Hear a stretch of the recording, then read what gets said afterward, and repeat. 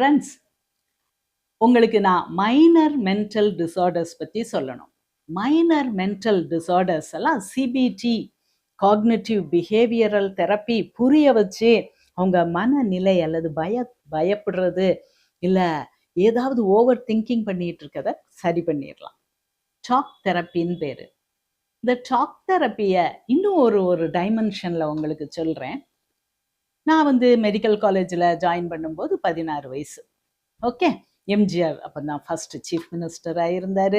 So corruption எதுவும் இல்லாமல் எங்கள் எல்லாருக்கும் எங்கள் தகுதியை வைத்து கொடுத்தார்கள். ஸோ நாங்கள் எல்லாருமே கிட்டத்தட்ட ஒரு மிடில் கிளாஸ், லோவர் மிடில் கிளாஸாக தான் இருப்போம்.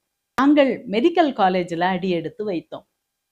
கிட்டத்தட்ட ஒரு 6.5 வருடம். எஸ், எங்களுடைய படிப்பே அப்போ 5.5 வருடம். இப்போ குறைச்சிட்டாங்க, 1 இயர் ஆல்மோஸ்ட் குறைச்சிட்டாங்க.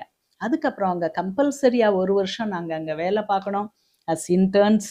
ஓகே, அங்கேயே தங்கியிருந்து நாங்கள் பேஷண்ட்ஸை, நோயாளிகளோடே தங்கியிருந்து பார்த்துக்கொள்ள வேண்டும். அப்போ தான் ட்ரெயின் ஆகும் ஆக்சுவலாக. ஸோ அப்படி 6.5 வருடம்.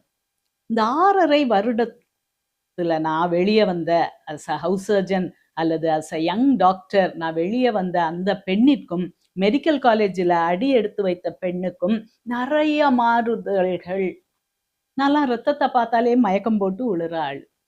ஆனால் நான் படித்து என்னை ட்ரெயின் பண்ணி வெளியே அனுப்பும்போது எந்த மாதிரி ஆக்சிடென்ட்ஸ் வந்தாலும் அவங்கள எடுத்து தொடச்சி கழுவி நீட் பண்ணி நல்லா ஸ்டிச்சஸ் போட்டு நல்லா ஆப்ரேஷன் பண்ணி அந்த அளவுக்கு நான் என்ன ரெடி பண்ணிட்டாங்க.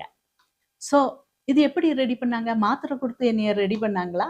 ஒரு சாதாரண இளம் பெண்ணை, ஸ்கூல் முடிச்சு பியூசி முடிச்சு வந்த ஒரு இளம் பெண்ணை அப்படி ஒரு மெடிக்கல் டாக்டர் ஆக்கிட்டாங்க. அப்போ நாங்கள் அதுக்கப்புறம் வேலை பார்ப்போம், எதையும் எமர்ஜென்சியை டேக்கிள் பண்ணுவோம். அதே மாதிரி சொல்லி கொடுத்து 5.5 வருஷம் சொல்லி கொடுத்து ட்ரெயின் பண்ணி பலவிதமான கேசஸை ஸ்டடி பண்ணி பேஷண்ட்ஸை ட்ரீட் பண்ணி பார்த்து நாங்கள் ஒரு டாக்டர் ஆயிட்டோம்.